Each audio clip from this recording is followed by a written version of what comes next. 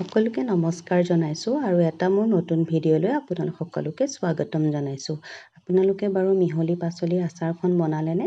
মই পিছে আজি মিহলি পাচলিৰ আচাৰখন বনাবলৈ লৈছোঁ আৰু সেয়েহে কেনেকৈনো বনাওঁ আপোনালোকৰ লগত শ্বেয়াৰ কৰোঁ আহকচোন।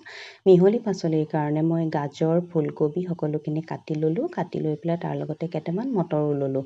লৈ পেলাই এটা কেৰাহীত অকণমান পানী গৰম হ'বলৈ দিলোঁ আৰু তাতে সকলোখিনি পাচলি দি অকণমান হালধি নিমখ দিলোঁ। দি এক উতল আহোঁতে গেছটো বন্ধ কৰিলোঁ আৰু এইখিনি টুকি ৰাখিলোঁ। আৰু আচাৰত দিবৰ কাৰণে মই কেইটামান জলকীয়াও আনি ধুই ৰাখিছিলোঁ। জলকীয়া, আদা নহৰু অলপো কাটি কুটি ৰাখিছিলোঁ, সেইখিনিও শুকুৱালোঁ।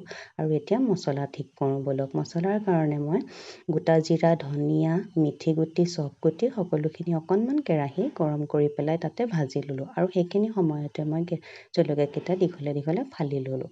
আৰু মছলাখিনি ঠাণ্ডা হওঁতে মই এটা মিক্সি জাৰত লৈ পেলাই এইখিনি গুড়া কৰি ল'ম। আৰু এটা কেৰাহীত অকণমান তেল গৰম হ'বলৈ দিলোঁ। দি পেলাই তাতে কেইটামান পাঁচফোৰণ ফুটিবলৈ দিলোঁ আৰু কেইটামান সৰিয়হ যোগ দিলোঁ। আৰু এতিয়া তাতে সকলোখিনি পাচলি মিলাই দিম।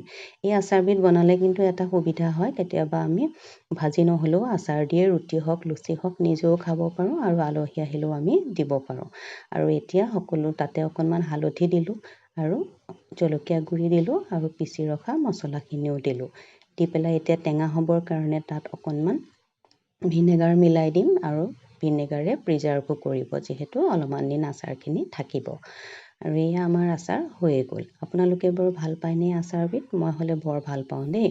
আৰু এয়া ঠাণ্ডা হওঁতে বটলত ভৰাই ৰাখিলোঁ। এতিয়া নিজেও খাওক আৰু আনকো খুৱাওক। আজিলৈ ধন্যবাদ।